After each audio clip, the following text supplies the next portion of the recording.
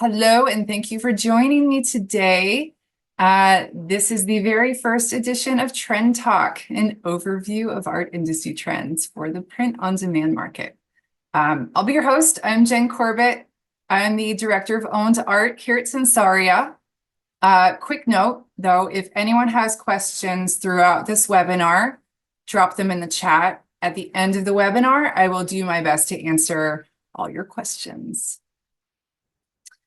All right, so a little bit about me. I started my career in the fashion industry, working for companies like Ralph Lauren, Guess, Vans, both in New York and LA. I did some illustration for Mattel, working at Barbie. I did some costume design, a little bit here and there. And then eventually moving into the home decor industry, where I focused on textile design and surface design.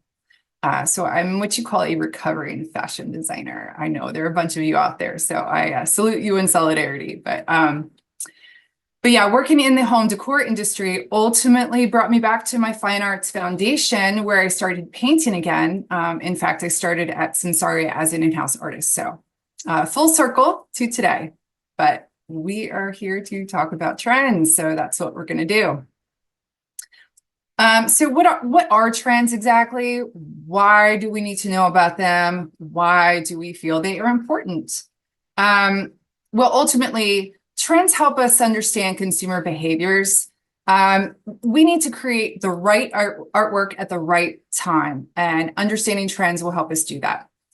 It empowers us to stay ahead of the curve, create forward artwork, potentially tap into new market share, and thrive in a very competitive industry. So here at Sensaria, when we are looking at trends, we look at three main components when deciding which trends to go after. So we do our own market research and we do competitive analysis.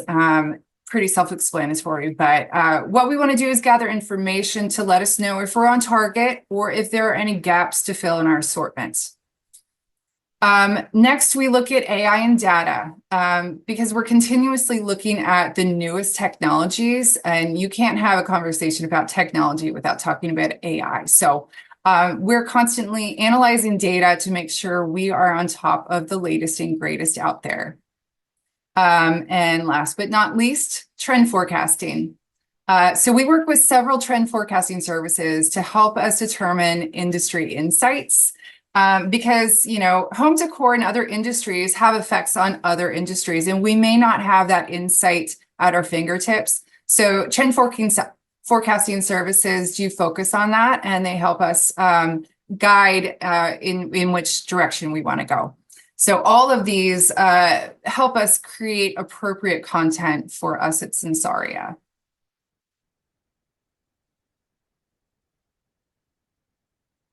So when we're talking about trends, we need to keep in mind that trends have phases and evolutions. We're talking about the B2B market. Today, we're developing for trends a year or so out. And this is because depending on the substrate that the companies are working on, you're dealing with production lead times, manufacturing lead times, and these generally have longer timelines. So right now, we are focusing on spring-summer 2025. So when we're looking at trends, the first phase of the trends is a high-level view, which we're calling macro trends. So they start out at a very high-level view, and there are about 4 of these a year. They generally touch on insights that shape culture, that shape design, and we use these overarching concepts to build product strategies and get an idea of color direction for that year. From there, macro trends are further defined into what we call seasonal forecasts. These are quarterly breakdowns of the macro trends, generally focused on seasonal direction, shocker. So you're looking at spring, summer, fall, winter, resort, back to school, holiday. So they're just slightly more refined than the macro trends. for instance, when we design into spring, we generally know that green is a focus color. When we are looking at holiday, we know jewel tones will be hot. And when we're designing into fall or transitional, the earthy rusts and orange are usually pretty popular. So that kind of gives us a general insight further into color direction and textile direction and texture. But when we talk about really refining our stories, we look at design narratives. So these are the most refined version of trends. And they are narrowed down into 10 to 12 stories per season. They focus on specific color, materials, product direction, and it's more focused at this time. And these are also narratives that sound familiar because they have common terms. These narratives are commonly referred to, you've heard them, industrial, farmhouse, minimalism, boho. You get the picture. You most likely have heard of these. And these design narratives are constantly evolving. They're morphing into new versions of themselves.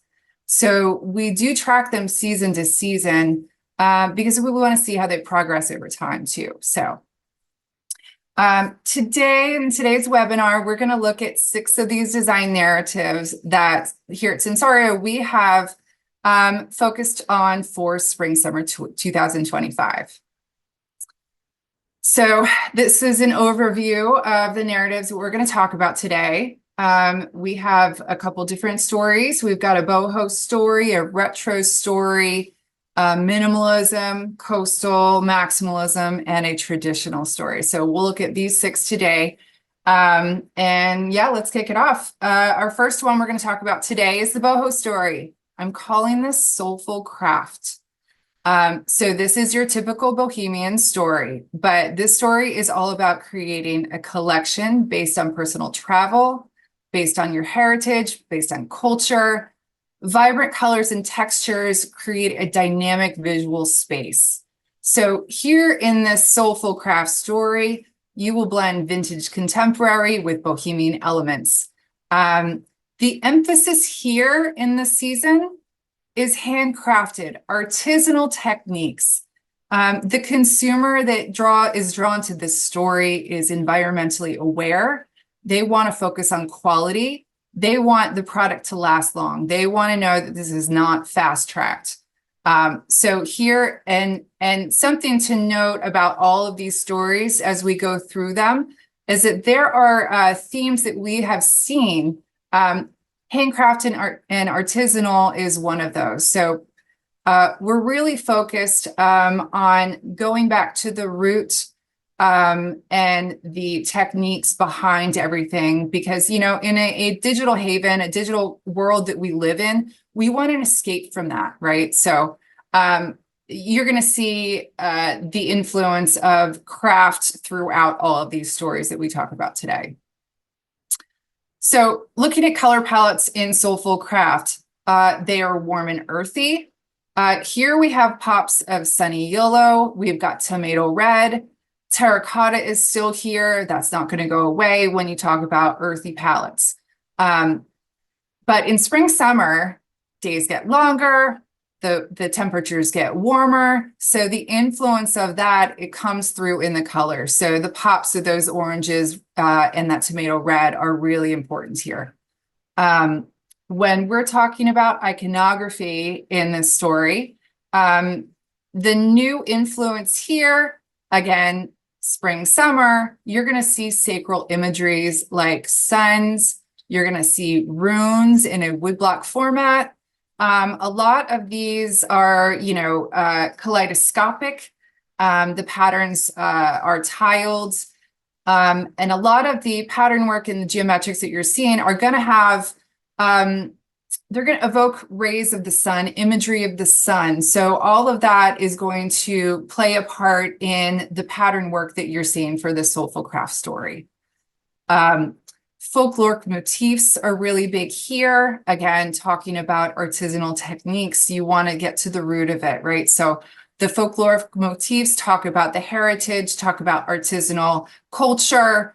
And woodblock patterns are they're here to stay here. So this collection celebrates the bohemian living with the bright colors and textures. So heirlooms, travel souvenirs. Again, this is all personal connection. You want to make sure that it becomes a haven from the digital world. So next up, we're going to talk about what I'm calling sentimental tapestries. This design narrative is the evolution of the modern farmhouse meets cottagecore. So it has a lot of traditional elements in here. This is a story that's pretty easy for the consumer to digest. We've seen this for a couple of years now. When we are talking about spring, summer, what makes it big, what makes it stand out is the biophilic design. Those of you that are not familiar with that term, that means that you are designing with plants in mind. You want to bring the outdoors in. You want to have it fluid. You want to feel the connection to the outdoors and find a balance within this space. So you're going to see, of course, florals here, a lot of hand-painted, heavy and pastel oils. You're going to see traditional landscapes here. Mural-like tapestries are influenced in the texture and the landscape imagery. Traditional figure studies.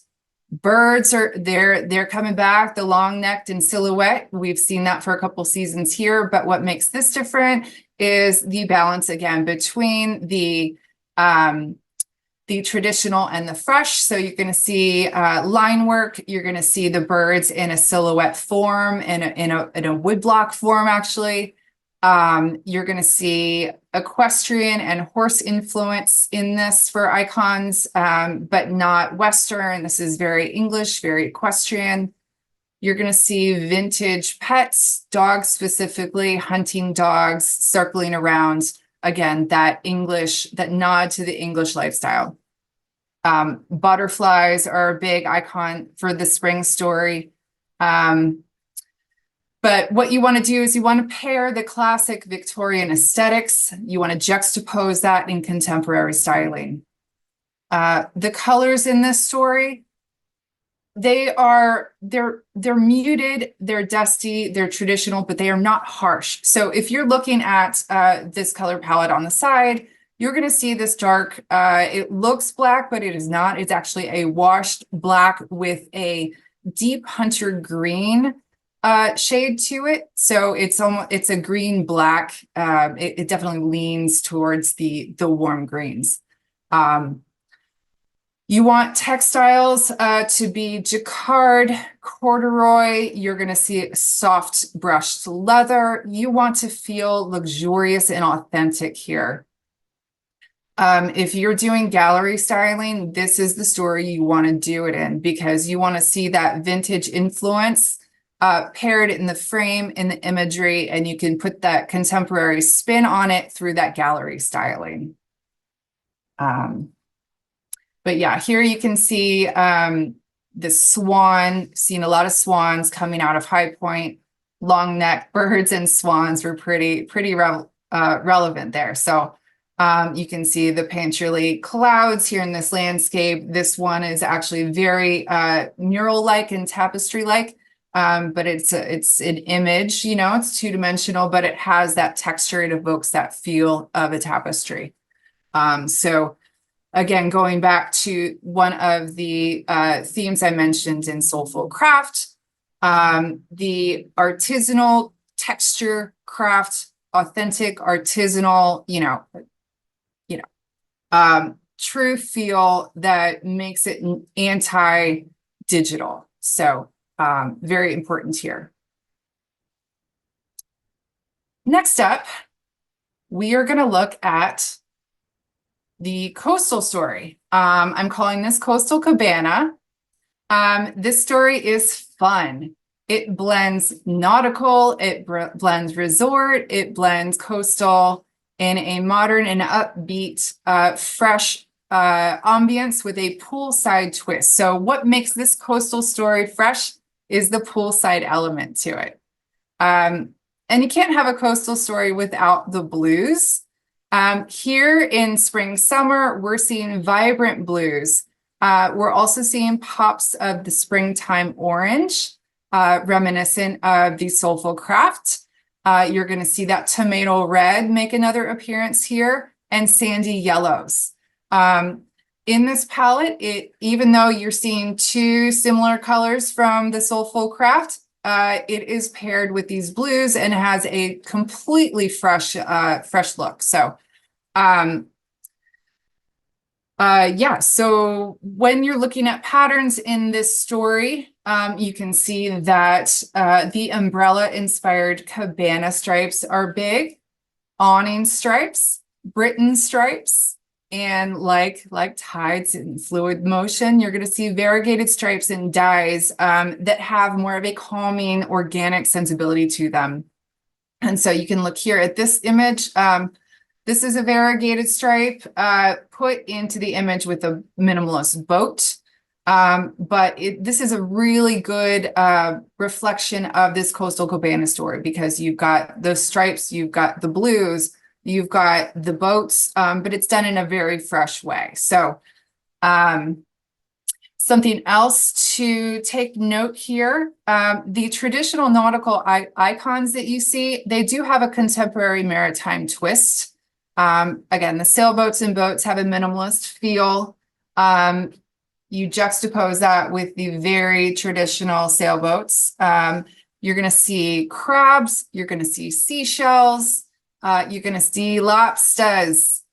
So this lobster here, this lobster here is done in a very fresh tomato red with that deep blue, and very contemporary feel to it. So all the patterns are inspired by marine life. Coral motifs are also big, but how it's done in an illustrated and colorful nature so that it's playful. That is the vibe for this spring summer story, is playfulness, contemporary playfulness. So Coastal Cabana definitely evokes that feel.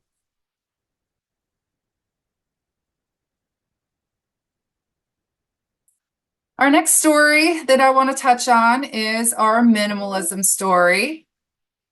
I'm calling it minimal lush because even though it is minimalism, it is not stark and cold. In fact, the spin for spring summer focuses on comfort and simplicity, because we want to find the balance in the core design values. So we want clean lines, we want uncluttered spaces, but we want to create a calming, luxurious space. So what you're going to see here is a nod to soft brutalism as well. But when you're looking at the imagery on this slide, all of these have texture. All of these have whether it's collage, whether it's through the paint strokes, whether it's through the molding paste, the pencil lines, the paint strokes here, it all has a multi-dimensional feel. It all has texture to it. So that is where we will find the balance of, that we can't have that tactileness that we do in furniture where you have the boucles. But it makes you want to reach out and touch these pieces. So you're also going to see the color palette is all neutrals, but they are warm neutrals. So something to highlight here is that the grays and all of the neutrals are very warm. Cool grays are out. That creates that cold, stark feel to it. So we want everything to reflect a warm sensibility to it. Textures here, limestone is prevalent, patinaed, walnut, terracotta, jute, low pile velvet, stone-washed linen. You're going to see milk glass here too. Loopy curves, black stains, imperfect details. Again, authenticity, focusing on the craft, focusing on texture. All of those things are in this story done in such a very different way from the last story and the last story before that. But those are very common themes throughout all of these design narratives, right? So we want refined craftsmanship, embraced in modern sensibilities in a warm palette.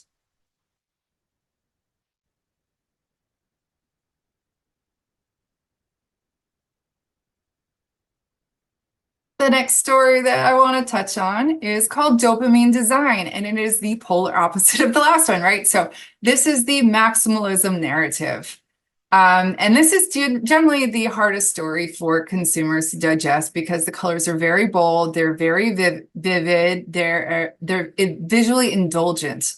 And I totally get it. But however you feel about maximalism, you do have an opinion because colors evoke emotion, and these are very vivid, bold colors. So I'm sure you have an opinion on it one way or another.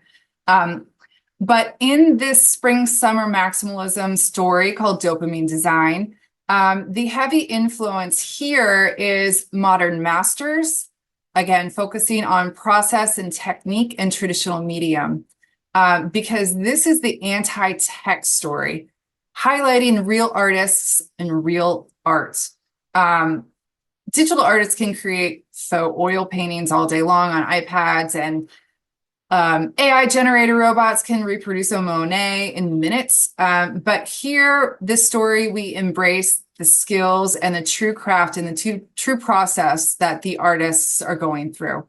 And you're going to see, again, brushstrokes, collage techniques. You're going to see some glitter and embellishment, some metallics here. The color, when you're looking at this bold palette, what makes this so special here is that that cobalt blue. So that forward-facing color actually calms your eye to balance all of the bold colors throughout the design. So you're going to have your washed black, your cobalt blue, and you're going to have those pops of neon. And looking at the images here in the slide, which I did forget to mention at the beginning, all of these are images created from the Sensaria Art team. So, you know, if you are interested in any of these, reach out to us later, and I'll circle back to that at the end of the webinar. But you can see these bright bold colors are done really well in this landscape here. You see the bold reds and pinks here, and this deep burgundy in a collage technique. Even this architecture landscape of the bridge, you've got the pops of the neon, and abstract, of course, your botanicals, and even in your animals. This cow portrait is a nice balance with that blue and the pops of neon pink. So your eye has a place to rest as it moves through the bold palette. So yeah, so this is a story that I know is very hard for customers to understand, but if you have a very neutral room, the easiest way to update that is one piece of this dopamine design story, and you are automatically thrust into the 21st century, right? So everything else in the room can be neutral. You put this in there and you are just fresh. So it's actually pretty easy to do. This is not somewhere where you would want to have a gallery wall. If you do, it's very selective and you've got quite the eye. So applause to you. So moving on from this story, the last story I'm going to touch on today is Digital Daydream. Now, this story is the counter trend to the dopamine design trend, because what this story does is it embraces the technology, but it's done in a nostalgic way. And it tends to hit on a younger demographic here, but the technology is, done in pixel form. It has typography done in all nostalgic ways. You want to see the puffy tactileness of this image here because it's going to be okay, right? So it's an optimistic story that brings to the forefront the best of design technology of yesteryear, but in a fresh, soft way. So you've got the pink Here you've got the blue here, you've got that sandy yellow that we've seen in the coastal story, and the soulful craft story. But the way it's paired with this lilac and muted dusty lavender, it feels very fresh and digestible. So it's telling you to just slow down. Things are going to be okay. You know, the sun's coming out, it's on the horizon in a pixel form, and it's fun. You're going to see the checkerboard pattern still. You're going to see the geometrics in an abstract form here, but it's fun. Retrofuturism is a term that you can use here. But yeah, ultimately, this story is fun. And something else in the icon world to note. UFOs and aliens. I never thought that I would be giving a webinar saying that, hey, something to keep an eye on is UFOs and aliens, but it's here. And you can see the influence in this more sophisticated image. You know, it's the sacral eye coming back into play. But the geometrics and the palette are very reflective of the story. So, yeah. So just slow down. It's going to be okay. As we look to tomorrow, we can embrace technology and not be fearful of it, right? So AI is not as scary as we think. At least we want to believe that, right? So, all right. So that is it for the design narratives that I'm talking about today. But if you do not want to go back through the webinar when it is released to you later, I have created this wonderful cheat sheet for you to take. And it highlights each story that we're designing into, as well as key colors and key imagery, right? So if you print off anything from this webinar, you can grab and go, create your assortment with it. There are 3 on each. So, you are ready to rock and roll for spring, summer 2025, right at your fingertips. But thank you for tuning in. That's it for me today. But if you had anything, if you were interested in seeing what you or liking what you saw today, please reach out, because you know we want to do more of these. So let us know if this was helpful to you, if this was insightful to you. My contact information is on all these slides, as well as at the beginning of the presentation. But I look forward to hearing your feedback and chatting more about trends in the future. So let's see if there's, I guess we'll open up the floor to questions at this point.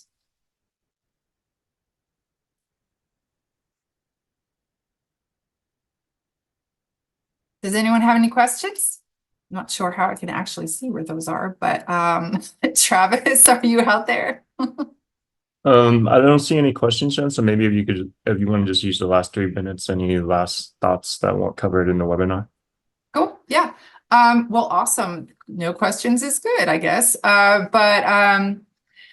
Yeah, so when you are designing your spring summer assortment, definitely keep these in mind. And we are actually wrapping up our spring summer assortment and moving into fall winter right now. So stay tuned for those. We'll have some sneak peeks on the horizon as the sales team gets together with you to make your selections. And, you know, again, if there is anything that you're looking for specifically, do not hesitate to reach out. I would love to hear from you. I would love to hear any insight that you have for me as well. So, and I look forward to working with all of you and seeing you in the future. So thank you again for joining me in today's Trend Talk. One question came up, Jen. Oh, cool. Okay. Do you have any insight on molding trends? On molding trends? Oh, gosh. Okay. I do not offhand, because that is definitely more specific to the framing side. And it is a product direction, but we are seeing the vintage styling. So that could be some direction to use. Gilded, dare I say, the mob wife aesthetic. So we are seeing an influence in leopard prints and animal prints and gold gilding and chrome metallic. So hopefully that can help you with your molding choices.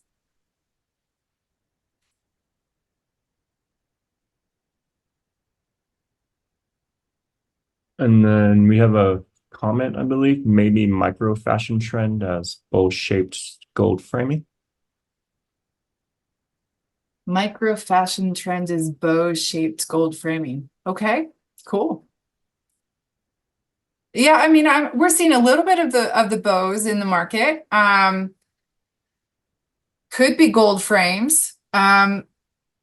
Not quite sure how you want to interpret that, but bows could fall into any of these narratives, whether it's, the traditional story with the English influence, the younger digital daydream story in a pixelated format. In the dopamine design, you could do bows and have it accented in the metallics, and embellished with some texture. And soulful craft, you could even do like a cross stitch bow. It could be woven into the tapestries, and textiles in that as well. So yeah, many different ways to interpret that.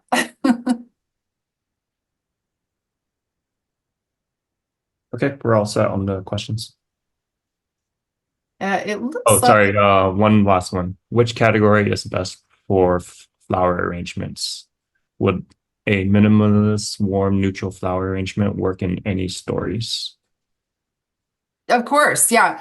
So if you were to do perhaps florals in the minimalist trend, it would be very gestural. You would want to see texture in that.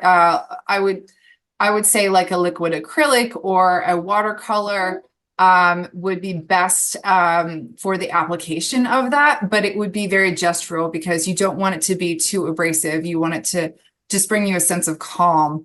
I would say for flower arrangements, the best story would be the traditional, the sentimental tapestries story, because you could do a bouquet, you could do it in the oils, or you could do it in the watercolors. The palette is key there. So, and again, keeping the texture heavy, maybe use some gestural pencil lines, some charcoal strokes there too. But I think for the traditional bouquet for flower arrangements, you could do the impasto oils. We touched on in the dopamine design and the maximalist story, bright florals in there. So that would be a really easy translatable visual. But yeah, they really work in any story. Coastal Cabana, probably not your, first thought when it comes to florals, but I'm sure you could do it. I could do it. Maybe some florals in seashells. Put some bouquet arrangements next to the pool, right? As you're sipping your cocktail. One follow-up from that person. What does gestural mean? Gestural means, oh, good question.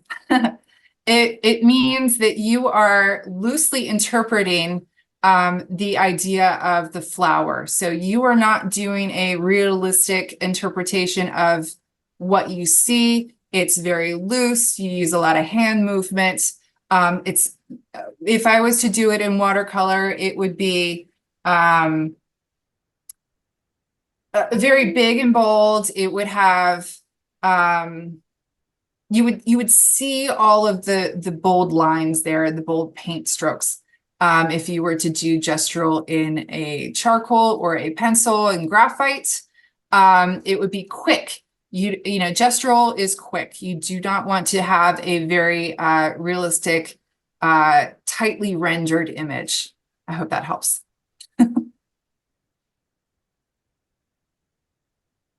Okay, I think we're good on the Q&A. Awesome.